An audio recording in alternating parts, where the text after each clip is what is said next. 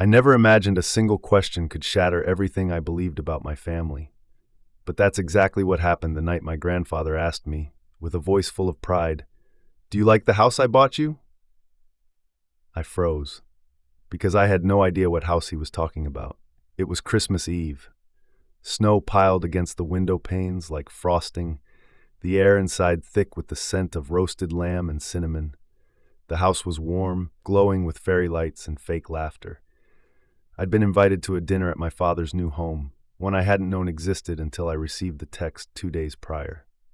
6 p.m. Don't be late. Wear something decent, the message read. No, hey Dorian, no, hope you're well. Just instructions. That's how it always was with my father. Cold, precise, distant. When I stepped into the house that night, I did what I always did. I tried to blend in. Smile politely, nod when spoken to. Make myself invisible so I wouldn't be a problem. I wasn't expecting Grandpa to be there. He'd flown in from Chicago unannounced. Seeing him was like getting a warm hug from the past. He stood at the head of the dining table, silver hair perfectly combed back, eyes sharp behind his glasses, his voice always filled with quiet strength. When he hugged me, I felt like a child again. And then he asked that question. "Do you like the house I bought you?" Everyone fell silent. The knife in my hand paused mid-slice into a piece of bread. My fingers trembled slightly. I looked around. My father's eyes darted toward my stepmother. Susan's smile faltered. My half-brother Ben stared at his phone like none of this was happening. I cleared my throat. "I'm not sure what you mean." Grandpa's brows furrowed. "This house, Dorian, the one I gave Gregory the money for, $400,000 2 years ago. He said it was for you, for a fresh start." I felt my entire body go cold. "I don't live here," I said. And just like that, the lies began to unravel. Let me back up. My name is Dorian. I'm 23 now, but this story begins when I was a kid. My mother, Diana, died when I was a baby. Complications during birth, they said. My father, Gregory, remarried when I was 3. Susan became my stepmother and later gave birth to Ben. And from that point on, I stopped existing in my own home. Everything was about Ben, his grades, his hobbies, his friends. When he coughed, the world stopped. When I got sick, I stayed in my room alone. Birthdays came and went with happy birthday texts sent at noon. Once I overheard Susan telling my father, "He's quiet, he doesn't need much." No one corrected her. We weren't poor. We weren't rich either. My father worked as a manager for a regional insurance firm. We lived in a small but decent house on the outskirts of Columbus. Susan was a stay-at-home mom. Ben had a big room downstairs with posters and toys and space to play. I had a converted attic with a slanted ceiling, one tiny window, and a bed that creaked every time I moved. I wasn't allowed to decorate the walls. When I asked if I could move into the guest room one winter because the attic was too cold, my father snapped, "It's not that bad. Stop exaggerating." That was the end of the conversation. I stopped asking for things after that. Grandpa Will, my mom's father, was the only person who made me feel like I mattered. He called me every couple of weeks, told me stories about his construction company, and asked about my classes. I never told him about the attic, the silence, the way Susan pretended I wasn't there. He didn't need to know. I didn't want to worry him. But he knew enough. And apparently, 2 years ago, he gave my father $400,000 to buy me a house, a place of my own, a safe start. Only I never got it. I was working the stockroom at a Walmart on the south side when my family moved to this new place. They never mentioned it to me, never invited me to help. One day, Susan texted me the new address, and that was it. Now I was here, in this fancy 2-story house with stone floors, a chandelier, and walls decorated with smiling photos of Ben holding trophies, Susan in designer dresses, and my father at barbecues. None of them included me. Until recently. Until they started inviting me to every holiday dinner, asking me to join in family photos. And now I knew why. "Dorian," Grandpa said that night, his voice firm. "Where do you live?" I swallowed hard. "A studio apartment in South Lincoln. I pay $1,100 a month. Been there since I turned 21. He stared at me like I'd just told him the moon was fake. "I gave your father the money for you," he said again, slower this time. "I wired it directly. It was for a down payment. I told him to find you a house in a good neighborhood. Your own name on the deed. I made it clear." The silence in the room turned heavy. Susan's hand trembled as she reached for her wine glass. My father stood frozen at the edge of the fireplace. Ben, still scrolling, hadn't said a word. Then Grandpa's voice changed. It dropped an octave, cold and sharp. "Gregory, explain." My father finally spoke. He cleared his throat, "We thought it'd be better to keep the house in the family. Dorian, he doesn't have the income to maintain a mortgage. This neighborhood, good schools, safe streets. It made more sense for us to use the funds this way. For Ben too, for everyone." Grandpa turned his full body to him. "You used the money I gave for your son to buy yourself a house?" "I didn't lie," my father said, his voice rising. "He was always welcome here." Susan added, "He has a key. We never excluded him." Grandpa turned back to me. "Dorian, did you know any of this?" I shook my head, and then I told him everything, that I'd been working at Walmart since I was 18, that I'd applied to colleges but never got help with applications, that when I brought up scholarships or FAFSA, my father said Ben would be prioritized. "He has more potential," my father once said. I told Grandpa about my attic room, the one without heating. The time Susan said, "You should be more like Ben," after I won an essay competition. The way I used to cook dinner for myself while they went out for family nights. I didn't cry. I didn't raise my voice. I just told the truth. Grandpa's eyes glistened as I spoke, but his expression stayed calm, measured, like he was taking mental notes. When I finished, he reached into his coat, pulled out a leather-bound folder, and placed it on the table. "I want the deed," he said. "Show me whose name is on the house." Susan gasped. "Will, please, not now." "Now," he said. My father hesitated, then walked upstairs. A minute later, he returned and handed Grandpa a stack of papers. Grandpa opened them slowly, scanned the front page, and then closed the folder with a snap. "Just as I thought," he said. Then he turned to me. "Pack your things," he said. "You're coming to Chicago." I blinked. "What?" "I have an extra room, and a lawyer, and a construction firm that still bears my name. You don't belong here." He turned to my father. "You'll hear from my attorney." Susan stood, her voice high-pitched and trembling. "You can't just take him." Grandpa raised a hand. "The moment you spent that money on yourself, you forfeited that right." I stood up, numb, and followed him out into the snow. The door closed behind us with a soft, final click. The cold bit into my face, but I felt warmer than I had in years, and for the first time in my life I felt seen. The snow crunched beneath our shoes as we stepped into the icy night. The crisp Ohio wind slapped against my skin, but I barely felt it. My breath came in slow, shaky clouds as I followed Grandpa down the front steps of the house that, until 5 minutes ago, I thought was just my father's. Now I knew the truth. It was supposed to be mine. He walked with purpose, not saying a word, the collar of his wool coat flipped up against the cold.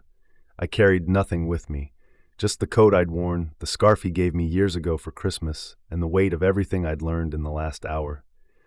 At the curb, his black SUV idled quietly. The driver stepped out, nodded at Grandpa, and opened the back door.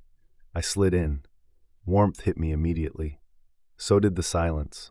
It wasn't the awkward, suffocating silence I was used to at family dinners. This one was clean, still, like the calm after a storm. I looked out the window as Grandpa climbed in beside me. The SUV pulled away from the curb, tires whispering over the snowy pavement. Still, he didn't say anything, so I did. I didn't know. His eyes turned to me. "I know. I didn't even know you sent the money. I know that too." I swallowed.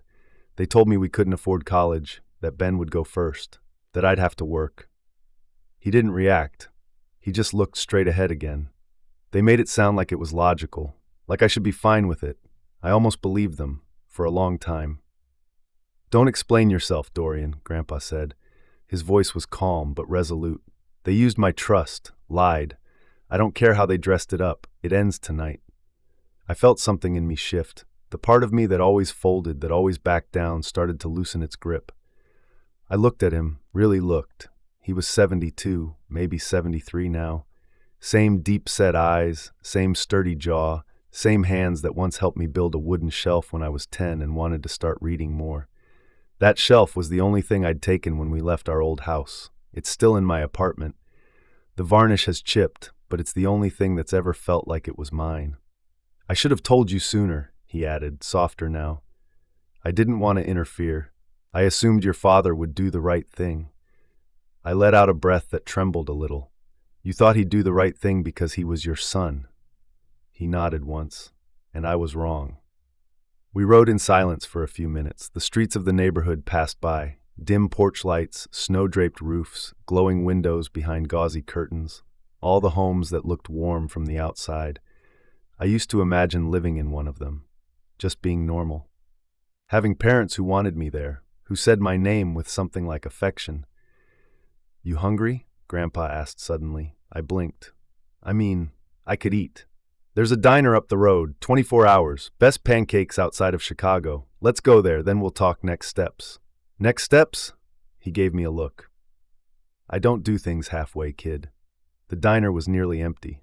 Just a couple of college kids in the back corner and a trucker drinking black coffee at the counter. The waitress, whose name tag said Lou, smiled like she'd been waiting her whole shift for someone to walk in. We slid into a booth. The red vinyl squeaked under Grandpa's coat. He ordered pancakes, black coffee, and a side of eggs. I got the same. Then he leaned forward. "You ever think about going back to school?" The question hit harder than I expected. I stared down at the Formica tabletop. "Yeah, sometimes." "Still want to?" I shrugged. Yeah, I used to. Engineering, but it felt like a waste to even consider it. Working was more realistic. He nodded like he already knew. "Then we get you enrolled." I blinked. "Just like that?" "I said the money was for you, Dorian. I meant it. If they used it on the house, they can find a way to give it back. I've already spoken to my lawyer. Gregory's going to receive a formal demand letter. I'll give him 30 days. If he refuses, we go to court." I stared at him. "That'll cause a war in the family." "There's no family to protect anymore," he said flatly. "Only you." That broke something open in me. A silence stretched between us. Then I asked the question I'd always been afraid to say out loud. "Why didn't you visit more?" His expression shifted. Just a little. "I didn't want to step on your father's authority," he said. "I thought if I came around too much it would look like I was undermining him, that maybe he'd be even colder to you." I nodded slowly. "He already was." "I see that now," he said. "I won't make that mistake again." The pancakes arrived. I took a bite. They were warm, soft, almost sweet. I hadn't realized I was starving. Halfway through the meal, Grandpa reached into his coat pocket and pulled out a folded document. He placed it gently on the table. "What's this?" "A clean deed," he said. "To a 2-bedroom condo in downtown Chicago, under your name, already paid off, the one I was going to buy you with that money. But your father had other plans." I stared at it, stunned. "You're serious?" "You move in next week. James, my driver, will help you get your stuff. I'll get you a job at the office part-time until we figure out school. You'll have a clean start." My throat tightened. "You don't have to do all this." "I know I don't. I want to." Something in me wanted to cry, but I didn't. Not yet. We finished the meal in silence. Outside, snow was still falling in slow, lazy flurries. As we got back into the SUV, Grandpa looked over at me and said something I'll never forget. "Your last name is Marston, and that means something. But from now on, it'll mean something because of you, not because of him." I didn't sleep much that night. I lay in the guest bed at his Chicago condo, staring at the ceiling, heart racing with something I didn't recognize. Hope. It had been a long time since I felt that. The next week moved fast. Gregory tried to stall the legal proceedings, claimed he'd invested the money into family equity, and that I benefited indirectly. Susan even sent me a message, full of guilt, manipulative apologies, and the usual "we didn't mean to hurt you" kind of lines. I didn't answer. Grandpa's lawyer pushed forward. The deed was contested. A quiet settlement was offered. Grandpa refused. "We do this in court," he said, publicly. "They deserve the exposure." Meanwhile, I moved into my new condo. It was nothing like the attic. Bright windows, actual heating, a small balcony that overlooked the lake.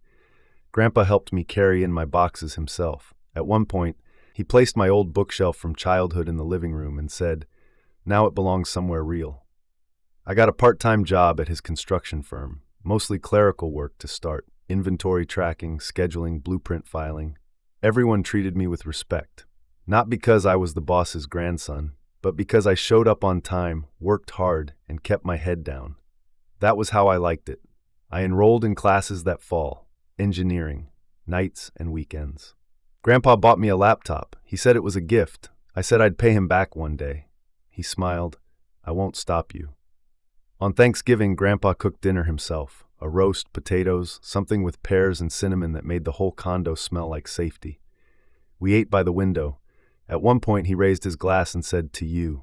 I raised mine too, to second chances. That night, after dishes and stories and laughter I hadn't felt in years, he handed me a sealed envelope. "What's this?" I asked.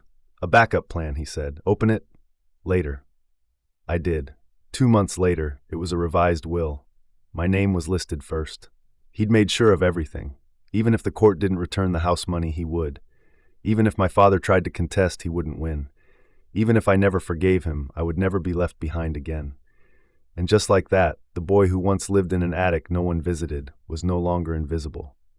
And for the first time in my life, I belonged somewhere. The first real snowfall in Chicago came early that December, and I watched it drift in slow, quiet sheets from my condo window, coffee in hand, wrapped in the warmth of a life I never thought I'd have. My apartment still smelled faintly of cardboard boxes and fresh paint, and I hadn't even hung curtains yet, but it was mine. Every morning, I'd sit at the small kitchen table, sipping black coffee, reviewing blueprints Grandpa let me bring home from the office. Not because I had to, because I wanted to. Because for the first time, I had the luxury of dreaming further than just getting through the day. At work, I was still just Dorian the assistant. But slowly, people began to know me. Not as the boss's grandson, as the guy who stayed late, triple-checked the cement orders, reorganized the outdated filing system without being asked. At lunch, some of the site managers would bring me coffees or ask about school. "You've got Will's eyes," one of them said to me once, patting me on the back. That meant more than I let on. I studied late at night, eyes burning from screen glare, but I loved every second of it. Stress, sure. Exhaustion, definitely. But it was mine. The tiredness was earned, not handed down as punishment or swallowed in silence like it used to be. But the past doesn't vanish just because you stop looking at it, especially when it finds your new address. It was 2 weeks before Christmas when I got the letter. No stamp. Just slid under my condo door in a plain white envelope with my name in bold letters, Dorian. I stared at it for a long time before opening it. Inside was a handwritten note in my father's unmistakable, precise handwriting. "Dorian, I don't expect forgiveness, but I do want a conversation, just one. You can choose where." Dad, I should have thrown it out. Instead, I folded it and tucked it into my desk drawer. That night, I couldn't sleep. I lay on my bed, sheets pulled up to my chin, watching headlights smear across the ceiling as cars passed below. My thoughts spun between fury and confusion, like a carousel of unfinished questions. What would he even say? That he did what he thought was best? That I'm ungrateful? That he sacrificed so much? I didn't need an apology, not really, but I wanted the truth. So I texted him. Saturday, 3 p.m., Union Station, Bench 4. He replied within 5 minutes. "I'll be there." He showed up in a navy peacoat, scarf tucked neatly under the collar, gloves on, hair perfectly combed, just like always. Gregory Marston, regional manager of controlled appearances. He walked with the same smooth, rehearsed gait, like a man who never tripped over anything, especially not guilt. When he spotted me, his face twitched, something between a smile and a wince. I didn't stand. He sat down beside me on the bench, his gloved hands resting on his knees. "You look good," he said. I stayed silent. He nodded, like he expected that. "I don't know where to begin," he said, eyes scanning the arrivals board above us. "I suppose I'll start with thank you for agreeing to this." More silence. "You're angry. Of course. You should be." Still nothing from me. He shifted in his seat. "I mishandled things." I let out a dry laugh. "That what we're calling it?" He looked at me then, really looked, for the first time in years. "There's no excuse," he said. "Your grandfather told me that the money was for you. I knew that. I accepted it under those terms." "So why didn't I see $1 of it?" He sighed. "We were behind on our mortgage. Susan had been pushing to move for a while. She wanted a fresh start. I thought, if we all benefited from the money, maybe it wouldn't be a total lie." I turned to him, my voice low. "So you faked a reality, took photos with me, invited me to dinners, staged it all, just to make it look like I lived there?" He didn't answer, but that was all the confirmation I needed. "You knew you were stealing from me," I said. You didn't just betray Grandpa, you orchestrated a performance. You used me as a prop in my own story. His mouth opened, then closed. I'm sorry, he finally whispered. But it didn't sound like an apology. It sounded like a formality.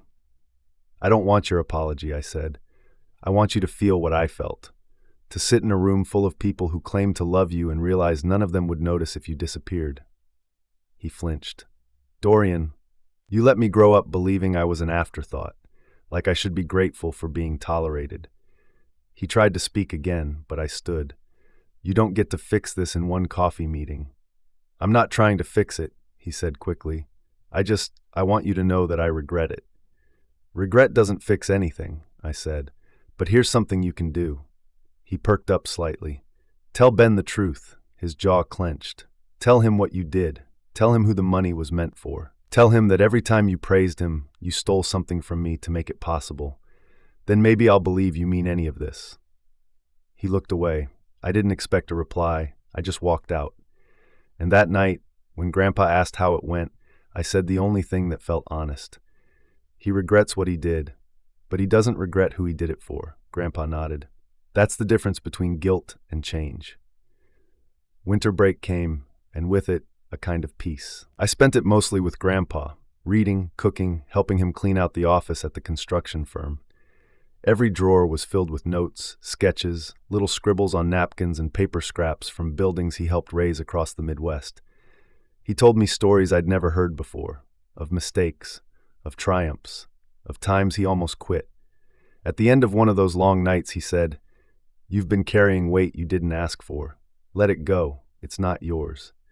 And slowly, I tried. I started journaling again. Not big thoughts, just moments, the quiet kind. Like how the coffee at the corner shop always tasted better on Thursdays, or how the receptionist at the firm wore mismatched earrings on purpose, or how it felt to be called by my name and mean it. I didn't realize it then, but that journal would become my guide later. One Saturday afternoon, a knock came at the condo door. I wasn't expecting anyone. When I opened it, Ben was standing there, alone, hands in the pockets of a wrinkled hoodie, dark circles under his eyes, shoulders hunched like someone who didn't sleep much anymore. "Hey," he said. I didn't respond. He shifted on his feet. "Can we talk?" I stepped aside. He walked in slowly, glancing around like he was in enemy territory. "Nice place," he said softly. I stayed silent.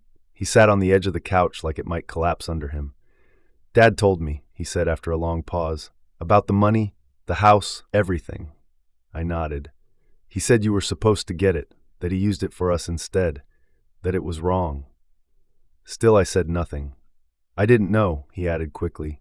"I swear I thought it was just a new house. I thought we moved because of Susan's job." "You never wondered why I wasn't living there?" He looked down. "I just assumed you didn't want to." I let the silence hang. "I'm sorry," he whispered, and it actually sounded like he meant it. I studied him for a long moment. He looked like someone who'd had his illusions pulled out from under him. "Why are you here?" I asked finally. He looked up, eyes bloodshot. "Because I thought you should hear it from me too, not just from Dad, because I don't want to be like him." I nodded. Then I got up, walked to the kitchen, and came back with a small wrapped box. "Here," I said. He took it, confused. Inside was a copy of the old photo I'd kept from years ago, the one time we'd both smiled together, when I was 12 and he was 10, standing next to the garage Grandpa helped me paint. "I'm not asking you to fix anything," I said, "but if you want to rebuild something new, that's the last version of us I'd be willing to start from." Ben's eyes brimmed with tears. He didn't speak. He just nodded. And in that small, strange moment, I let something go. Not everything, but enough. And sometimes, that's where healing begins. By the time spring rolled around, the gray skies over Chicago began to soften. You could smell it in the thawed pavement, in the trees that stopped looking like skeletons and started remembering what it meant to be alive. And somehow I was changing with the city. I was still working at the firm, mostly logistics and materials ordering now. They trusted me with more. Grandpa said nothing, but I noticed. I saw it in the way he stopped double-checking my estimates, in the way he nodded once and moved on. I was earning my name in that place. Classes picked up too. Differential equations nearly chewed me alive, but I stayed up until dawn 3 nights in a row and made it through. My professor emailed me, "You're close to something solid here, keep going." And I did. But as the days got longer, so did the shadows behind me. One afternoon in early April, I got a call. The number was familiar. Susan. I stared at it as it rang, thumb hovering over the screen, chest tight. I answered. Her voice came soft, careful. "Dorian." I didn't respond. "Your father's been laid off," she said finally. "The company downsized. He's been struggling to adjust." Still, I said nothing. "We're moving out of the house," she added. "Selling it. Market's not great, but we need the cash." I closed my eyes. She waited, then continued. "He's angry, Dorian, but not at you. Not anymore. He's angry at himself. I've never seen him like this. I think you broke something in him." The phrase sat in the air like steam off pavement. "I didn't mean to call and make you feel guilty," she added quickly. "I just thought you should know that everything's changing." I finally spoke. "I already know everything changed," she sighed. "He keeps the old family photos on his desk now, even the ones with you. I think he's trying to remember how to be something else." Silence again. "I'm sorry, Dorian," she said, voice cracking. Then she hung up. I stood there staring at the phone, feeling nothing. Not satisfaction. Not relief. Just a hollow understanding. Some things collapse slowly, and sometimes they collapse because they deserve to. 2 weeks later, Grandpa and I drove past the old house on Hollow Creek. The for sale sign had a sold sticker slapped across it. The lawn was overgrown, the curtains gone. "I gave them 30 days, Grandpa said, eyes fixed ahead. They left after 20. We didn't get out. We didn't need to. That house had never been mine anyway. It had always been an illusion." Later that month, the lawsuit was resolved. The settlement landed in Grandpa's inbox at 8:12 a.m. on a Wednesday. A quiet notification. Just another email. But it meant everything. $400,000 repaid. Not willingly, not gracefully, but legally.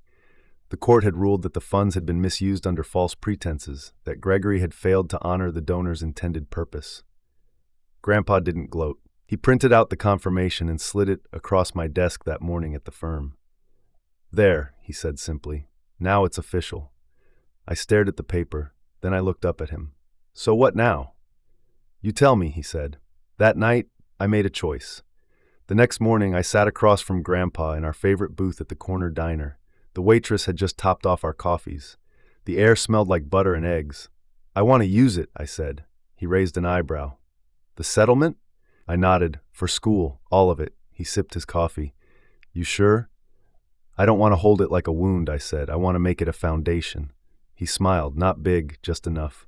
And that was that. I enrolled full-time that fall. No more night classes squeezed between shifts. I reduced my hours at the firm to weekends only. Grandpa said I could take time off completely, but I didn't want to. I liked the work. I liked being around people who built things, who showed up, who knew my name without being told to care. I started tutoring too. Math, physics, mostly first years who looked just as lost as I had when I started. One kid, Jonas, reminded me of myself. Always wearing headphones, always watching from the corners of the room like he didn't quite belong. We'd sit in the study hall late working through calculus problems. "You're good at this," I told him once. He shrugged. "I don't know. No one ever told me I was." I looked at him, felt something crack in my chest. "I'm telling you now." He didn't say anything. But the next week, he brought me coffee. That's how you knew. By Christmas, Grandpa and I had made a tradition of cooking together. He'd pour the wine. I'd burn the first batch of garlic. We'd argue about whether stuffing should be dry or not. He always won. Ben came over that year.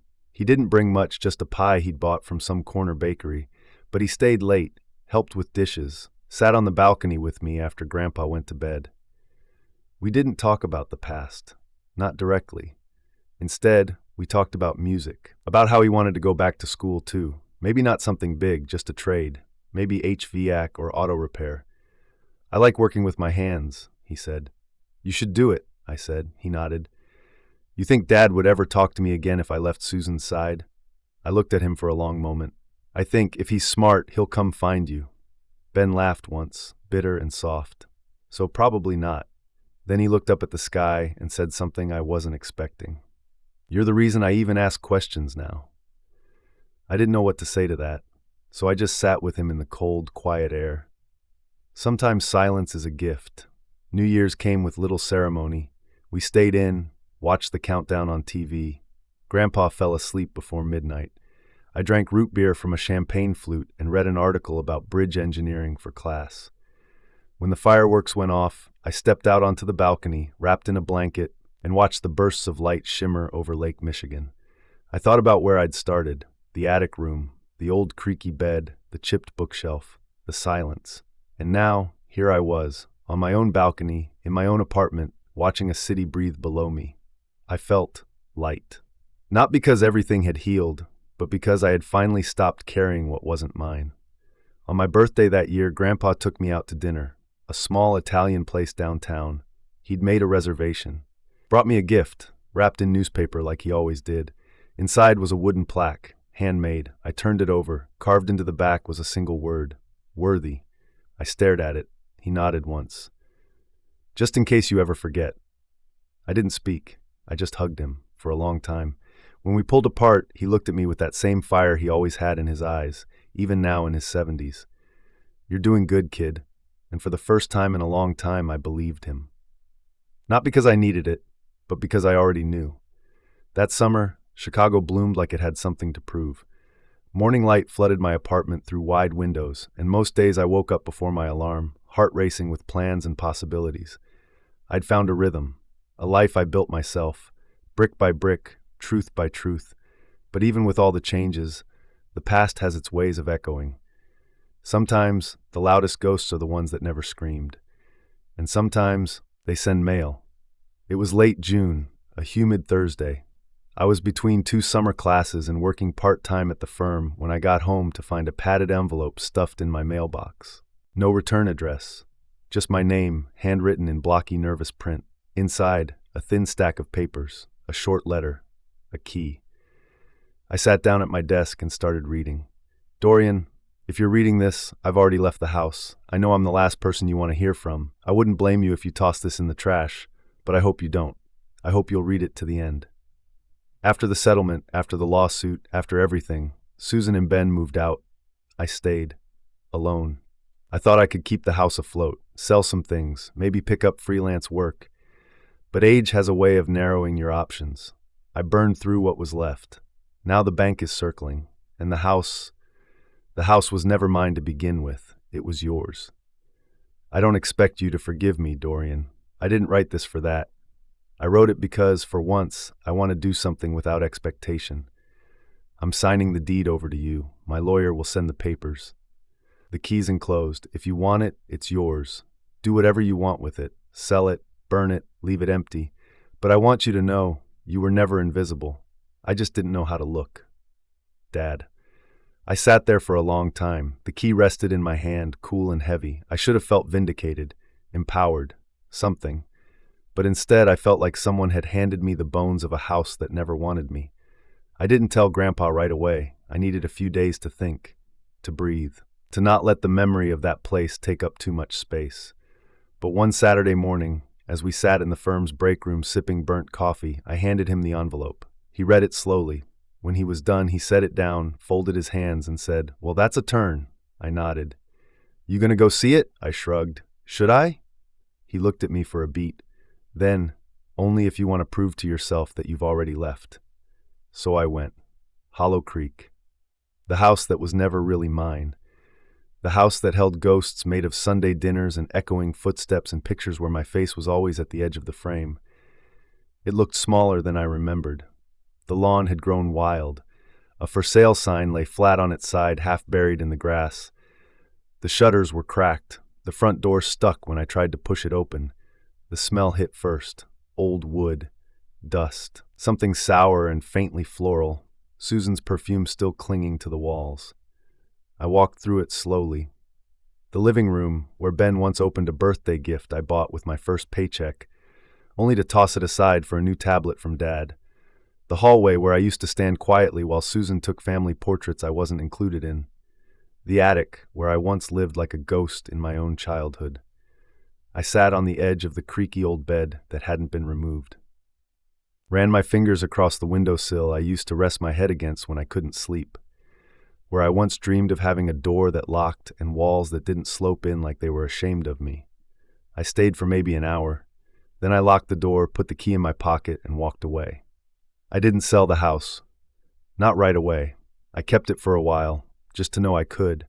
I fixed the roof, repainted the outside. Nothing fancy, just clean, new, honest. Then I donated it to a youth housing initiative Grandpa's firm partnered with. Turned it into a transitional home for kids aging out of foster care. It felt right. No fanfare, no announcement. I didn't even put my name on the plaque. It didn't matter who knew. I knew. That was enough. In August, something happened that surprised me. Gregory showed up at the firm. I was in the supply room, sorting insulation invoices, when the receptionist buzzed me. "There's a Mr. Marston here to see you." My stomach dropped. I walked out slowly, and there he was, standing near the front desk in a rumpled blazer, hair more gray than I remembered, face drawn. He didn't speak right away. He just handed me an envelope. "I wanted to give you this in person." I opened it. Inside, a notarized copy of the deed transfer, a note from his attorney. One line scrawled in his handwriting at the bottom. "You did something good with it, thank you." He turned to leave, but before he walked out the door, he looked back and said, "I used to think fatherhood was about being right. It's not. It's about being present. I failed you, but I see you now." And then he left. That was the last time I saw him. The second year of college was easier than the first. Not because the classes got simpler, but because I did. I stopped carrying shame like a passport. I stopped flinching when someone said family. I stopped defining myself by what I wasn't given. I started writing again. That journal I kept in scraps turned into a real project. A book, maybe. About architecture, but not buildings. About people, about foundations. About the things we construct just to survive. My advisor said, "It's one of the most honest things I've read in years." Grandpa cried when I gave him the first draft. Not loudly.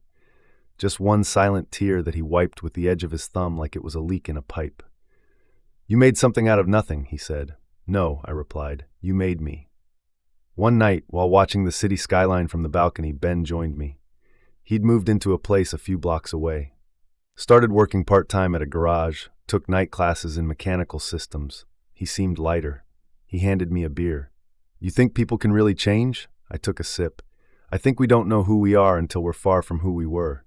He nodded, then said, "I used to think you were the weird one, the quiet one, the background character."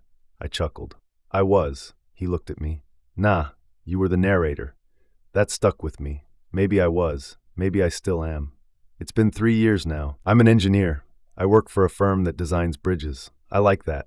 Bridges connect places, people. They're built to carry weight, to endure storms, to last. Every time I drive across one, I think about Grandpa. About what it means to hold up something bigger than yourself, to choose strength even when you were handed silence. Some nights, when the city is quiet, I sit by the window with my journal, and I write letters to the boy I used to be. They always end the same way. "You are not broken. You are not invisible. You are not too much or too little. You are enough, and you always were." By the end of my 3rd year in college, the person I used to be felt like someone I once watched from across a window, present, familiar, but no longer mine. I had peeled him off gently over the years, the quiet boy in the attic, the afterthought, the one who spoke in careful apologies and lived inside himself. He was still there somewhere, but he no longer drove. Now I sat in lecture halls with confidence. Not arrogance, never that, but a quiet certainty. I knew what I wanted. I knew what I had earned. I was no longer proving myself to people who refused to see me. I was simply building, the way Grandpa always did, with focus, calloused hands, and no shortcuts. Still, there were ghosts, not angry ones, just memories that drifted in when the city got quiet. That summer I had a recurring dream. In it, I was 10 years old again, standing at the foot of the attic stairs, holding a flashlight. My father stood at the bottom, telling me not to come down. Behind him, Susan and Ben sat at the table, laughing. My plate was still in the microwave. In the dream, I never speak. I just listen. But then, something changes. I turn the flashlight off and walk down anyway. Each time I wake up before I see what happens next. And I think that's the point. Some endings you don't need to see, because you've already survived them. That July, Grandpa had a health scare. It started with chest pain and shortness of breath. A trip to the ER turned into a 3-day hospital stay. Angina, they said. Controlled for now, but serious. When I visited him that first night, he was half sitting in the hospital bed, tubes in his arms, eyes brighter than I expected. "You look worried," he said. "I am." He nodded. "Good. Means you care." I sat beside him, arms folded, heart tight. He cleared his throat. "Don't panic, Dorian. This isn't the end." "I know," I said quietly. "But I also know what it feels like to be blindsided. I'm not interested in that again." He looked at me for a long time, then smiled softly. "Then we plan." And we did. We met with lawyers, updated documents, healthcare proxies, emergency contacts, business succession. He was still sharp, but he wanted everything in place. No messes, no confusion. He named me his primary executor. That hit me harder than I expected. "I'm not ready for this," I said. "No one ever is," he replied. "But you're the only one I trust." Later that night, as he slept, I sat in the visitor's chair and stared at the monitor beeping beside him. I remembered how, as a kid, he used to grip my shoulder whenever I was nervous. Not hard, just firm enough to say, "You're okay." So I did the same to him. I placed my hand on his arm, closed my eyes, and breathed. We were okay, for now. He came home stronger than ever. In fact, the scare gave him more energy somehow. He changed his diet. Started walking 5 miles a day, took vitamins, even started mentoring a few young contractors again. But it shook me. I began to realize something terrifying. I had built so much of my healing on the presence of this man, and one day he wouldn't be here. I needed to prepare for that, not with paperwork, with identity. Who was I without him? What did I believe about myself that had nothing to do with how he loved me? So I started therapy. Twice a month. Quiet room, soft chair. It wasn't dramatic, it wasn't life-shattering, but it was honest. "I still carry rooms inside me," I told my therapist once. "Rooms where I was never invited to sit, and I don't know how to let them go." She nodded. "You don't need to let them go. You just need to know which ones you don't have to live in anymore." That became my mantra. Not every memory needs to be erased. Some just need to be reshelved. Ben graduated from his trade program that September. He called me first. "I passed," he said breathlessly. I smiled. "I'm proud of you." "You think Dad would be?" I hesitated, then said, "I think the better question is, would you be proud of yourself even if he wasn't?" Ben went quiet. "Yeah," he said finally. "Yeah, I think I would." He got a job 2 weeks later, HVAC systems, field work, and he started showing up more. Dinners at my place, coffee runs, random texts asking about engines and pipe configurations. It was weird at first. Like trying to reattach a limb you didn't know you'd lost. But I let it happen, slowly, because people grow at different speeds, and sometimes they surprise you. In October, I was asked to give a talk at the university, a panel discussion on resilience hosted by the engineering department. They said, "You've got a story." I laughed. "Everyone has a story." "Yeah," the organizer replied, "but yours has a spine." So I did it. I stood in front of 50 strangers and told them about the attic, the silence, the stolen house, the second chances.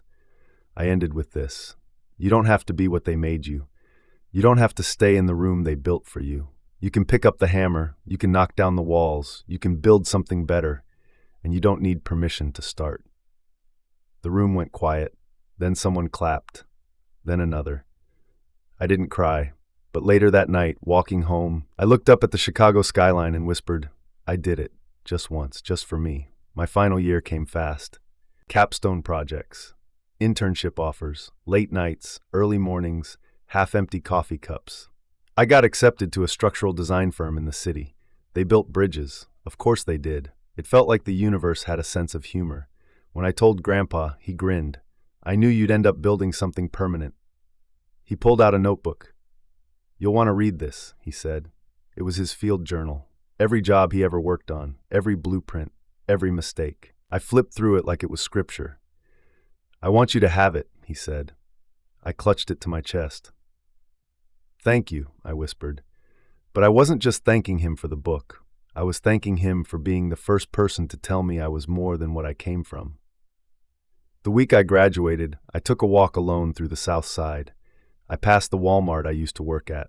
I stood outside for a while, watching the automatic doors open and close. I remembered the way my feet used to ache after double shifts, the way Susan once saw me at the register and said, "You're still doing this?"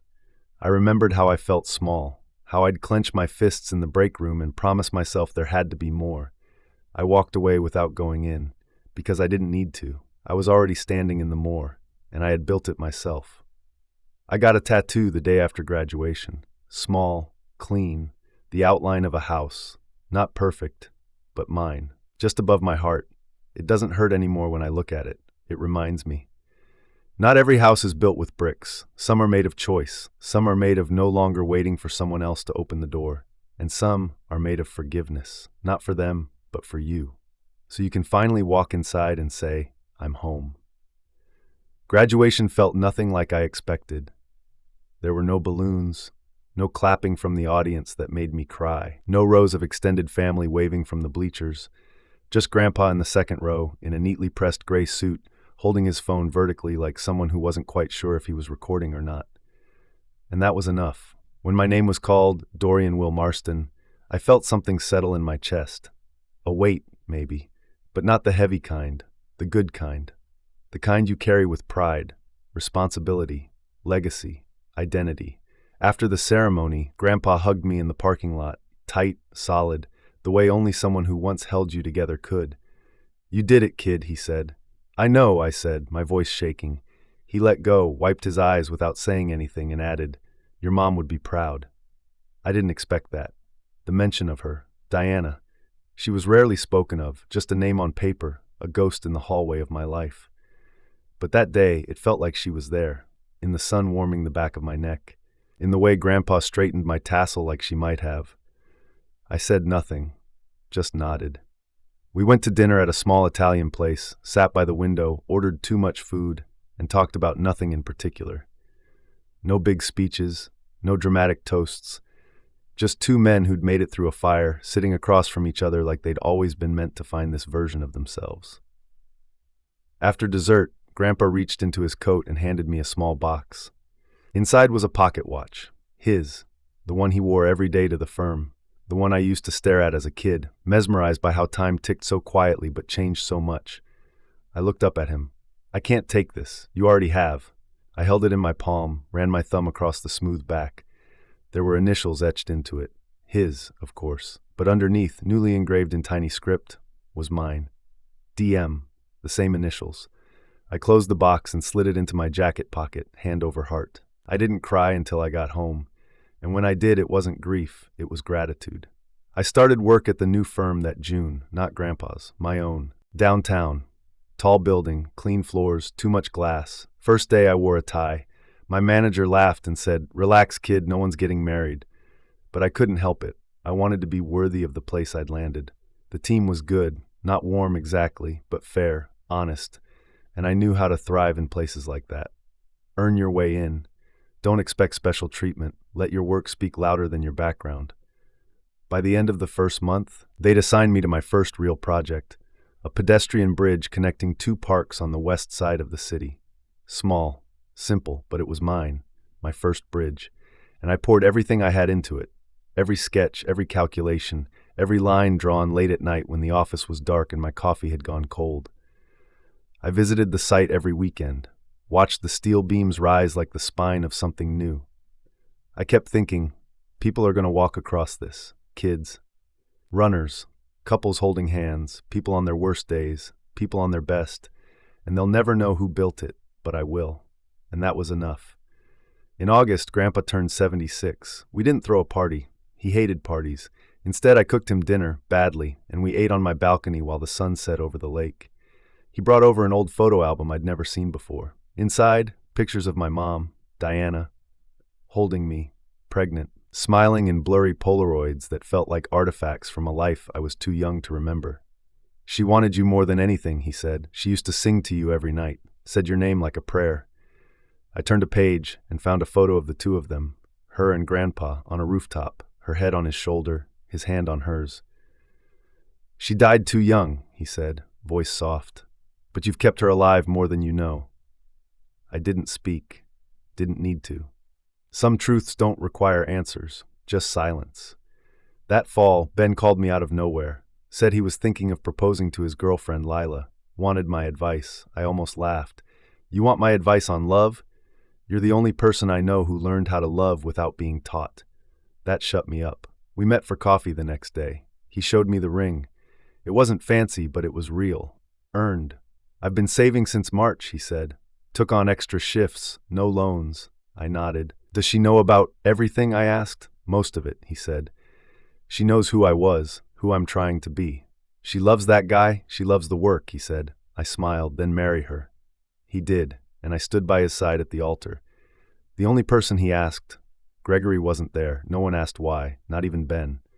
Some absences don't need explanations, just space. Winter came early that year, and with it, a message from a lawyer in Ohio. Gregory had passed away. Heart attack, sudden. I stared at the email for a long time, didn't know what I felt, if I felt anything at all. He was 63, too young, too late. The lawyer asked if I wanted to be involved in the estate. I declined. Told them to send whatever paperwork needed signatures. No forwarding address, no belongings. I kept one thing, a single letter, folded in thirds, sloppy handwriting, dated 2 months before he died. Dorian, I know we'll never have the right version of us. I know you've built a life that doesn't include me, but I want you to know I see it. I see what you made, and I'm proud, even if I never said it, even if I didn't deserve to be. You were always worth more than the way I treated you. I hope someday you build something beautiful, something that lasts, and I hope you walk across it and know you did that. Dad, I didn't cry, but I did drive to the bridge I'd helped design, and I walked across it alone, wind in my ears. Sunlight on steel, footsteps soft and steady. At the midpoint I stopped, closed my eyes, and whispered, I did. Not for him, for me. Because sometimes forgiveness isn't for the person who broke you. It's for the version of you that survived anyway, and kept building. It was early March when Grandpa fell. Not dramatic. Not the kind of fall that screams emergency. Just a slip in the garage while he was moving a stack of old lumber he had no business lifting at his age. I found him sitting on the step just inside the back door, holding his wrist, blood on his lip. You okay? I asked, breath catching in my throat. He looked up, face pale but calm. Broke it, probably. He was right. Hairline fracture, left wrist in a cast for 6 weeks. But it wasn't the injury that shook me, it was the way he didn't bounce back. He still came to the firm, still smiled, still read the paper every morning with the same furrowed brow and muttered commentary on bad journalism. But something was slower, quieter. He started forgetting things, not big things, not yet, but names, days, passwords, the way home from the hardware store. And then one night, sitting across from me at dinner, he called me Gregory. He didn't realize it, just said it once, then moved on. But it landed like a stone in my stomach. I didn't correct him. I just waited until he finished eating, walked him to the guest room, tucked his blanket in a little tighter than usual, and sat outside his door for 20 minutes after he fell asleep, just in case. The next morning, I made an appointment. Neurologist, tests, assessments. He didn't fight me, didn't argue. That scared me more than anything. You think I'm losing it, he said in the car, smiling faintly. I think I love you enough not to pretend. He nodded, said nothing for a while. Then, if it's time, I want to do this with clarity. While I still have choices. He reached over, placed his hand on mine.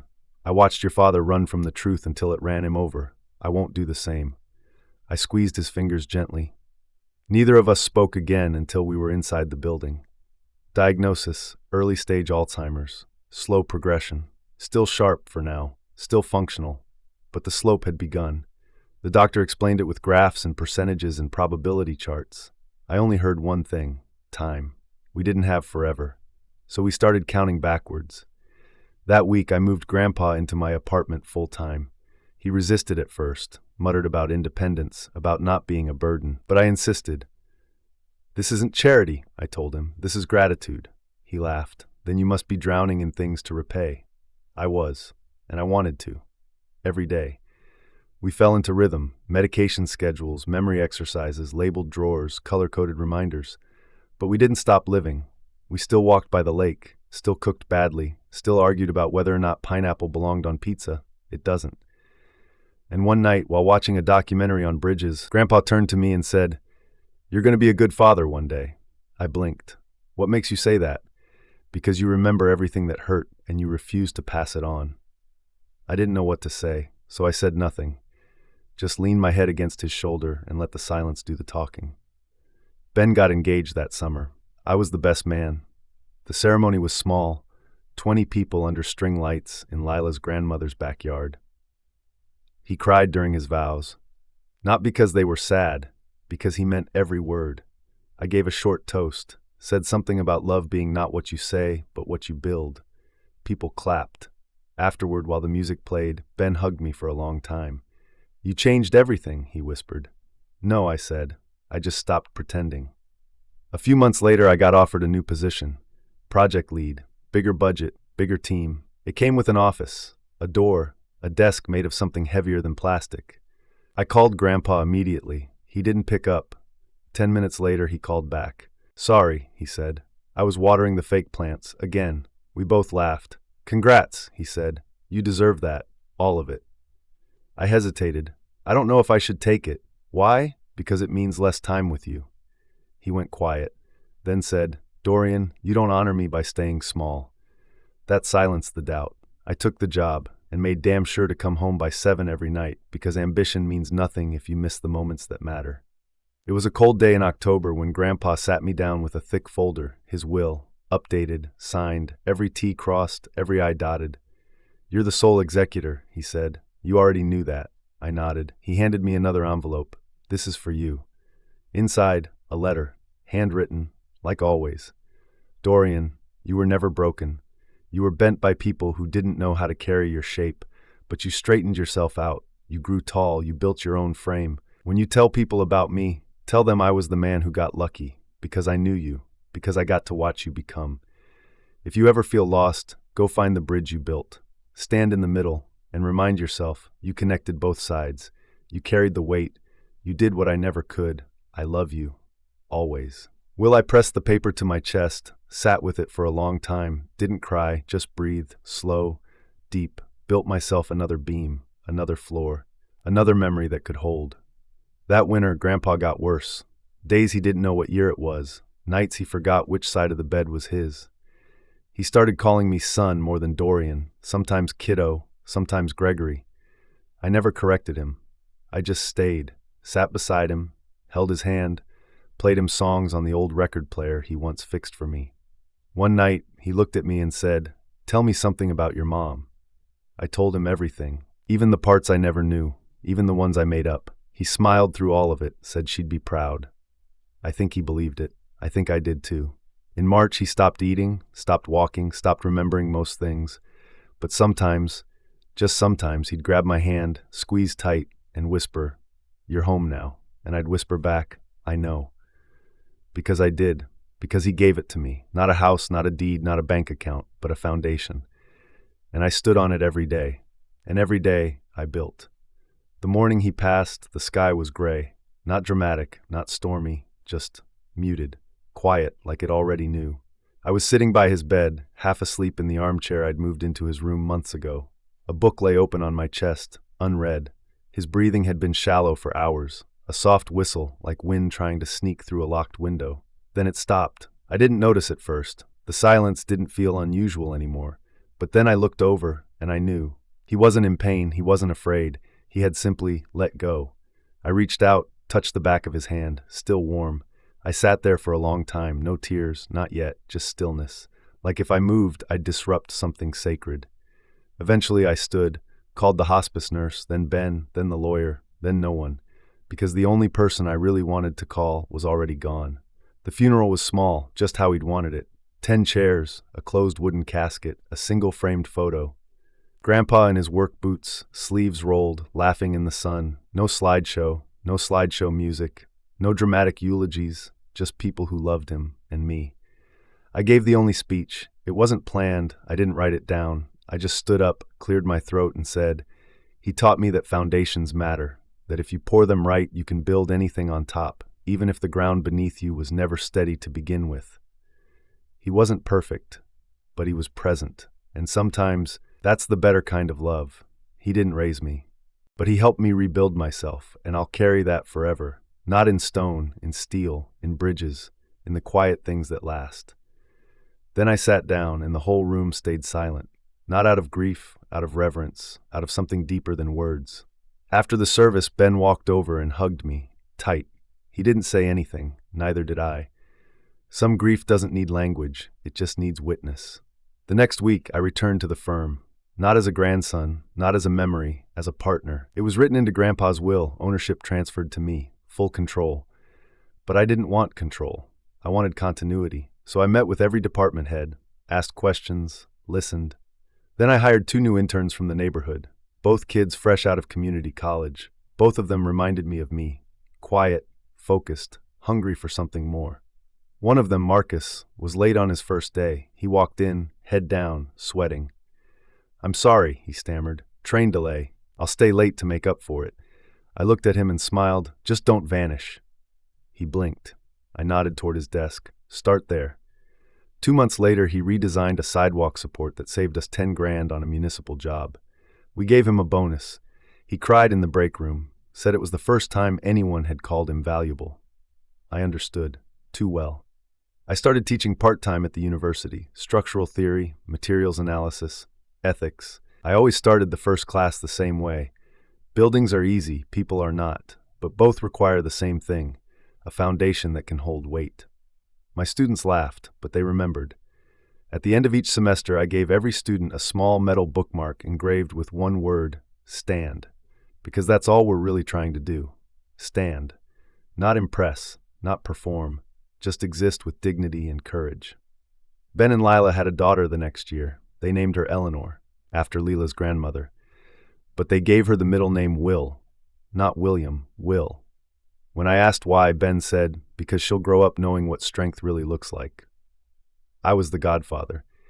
At the christening, I held her in my arms, tiny and soft and perfect, and I whispered, "You're already more loved than I ever thought I could be." Lila cried when she heard that.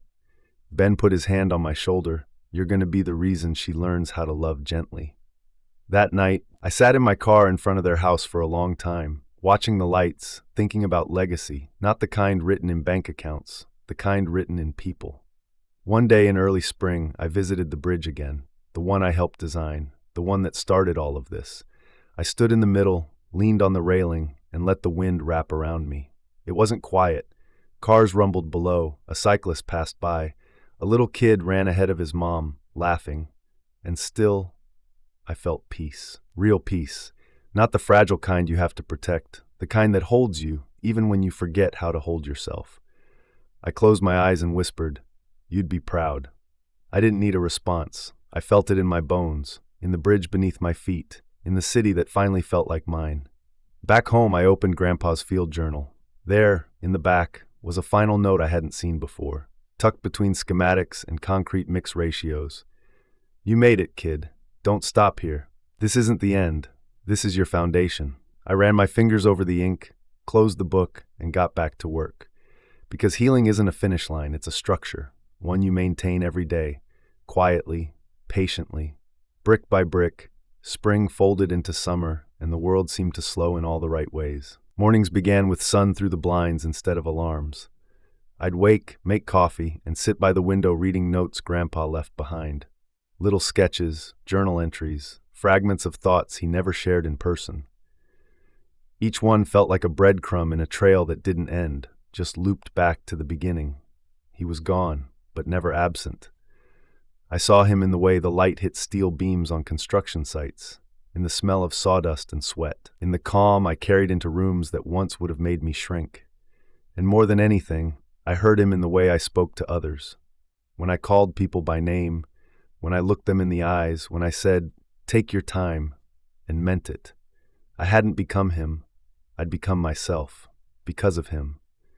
One evening, I was cleaning out my apartment when I found the old bookshelf, the one from the attic, the one Grandpa helped me build when I was 10. It was still sturdy, still ugly in the most beautiful way. The varnish was uneven, the corners too sharp, one leg shorter than the others. I dragged it out to the balcony, sat beside it, and stared at it for a long time. Then I opened a new journal and wrote, "I used to think this was all I had, a shelf, a space to exist. Now I know it was never about the shelf. It was about who stood beside me when I built it, and who told me I was allowed to have a place to put my stories." Ben and I visited our old neighborhood that summer, not out of nostalgia, out of necessity. The youth home I donated the house to had invited us for their 2-year anniversary. They'd turned the place into something real: new floors, painted walls, a staff of counselors and volunteers. Kids lived there now. Teens who'd been kicked out, aged out, or just never had a home in the first place. One of them, a girl named Mariah, walked up to me and said, "You're Dorian, right?" I nodded. She smiled. "You left your name under the floorboard, in the attic. It was carved into the wood." I laughed, startled. "I forgot I did that." "We left it there," she said. "We call it the mark. Means this place was built on surviving." I blinked, then nodded, hard. "Yeah," I whispered. "That's exactly what it means." Back at the firm, I took on more responsibility. Bigger projects, harder deadlines, higher stakes, but I never stopped going home at a reasonable hour. Never missed dinner with Ben and Lila when they invited me. Never skipped the volunteer rotation at the housing program. Because no job was more important than what I'd learned. You're only as successful as the people you choose to lift with you. And I wanted to lift, not just with steel and concrete, but with kindness, with presence, with the kind of strength Grandpa carried in the quiet between words. On the 3rd anniversary of Grandpa's death, I hosted a dinner, not a memorial, a gathering. Friends, coworkers, family, the people who showed up, the ones who stayed. We ate outside under string lights, plates full of roasted vegetables, lemon chicken, and pie from a place he loved.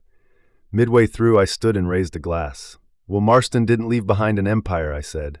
"He left behind blueprints for how to love, how to stay, how to build something that could carry more than just weight, something that could carry people. And I'm trying, every day, to keep building." The crowd was quiet, then someone clapped, then another. But I wasn't speaking for applause. I was speaking to that boy in the attic, the one who once stared at a locked door and wondered if it would ever open. Sometimes late at night, I still walk to the bridge, the one I helped design. It's quiet then, just the hum of the city, the occasional car below, the distant sirens that don't feel as close as they used to. I stand in the center, look out over the river, and I think this didn't come from revenge or anger or proof. It came from remembering that I was never the house they built. I was the foundation they never noticed. And now, I am the builder. I walk across the bridge, turn around, walk it again. Because we don't arrive all at once. We arrive every day, in how we choose, how we show up, how we forgive, how we love, how we build. The bookshelf is still with me. It's crooked, wobbles on one side, but it holds everything I am and everything I've survived. I never fix the short leg, because some things are supposed to lean, just a little, to remind you that even imperfect things can stand, if the foundation is strong enough.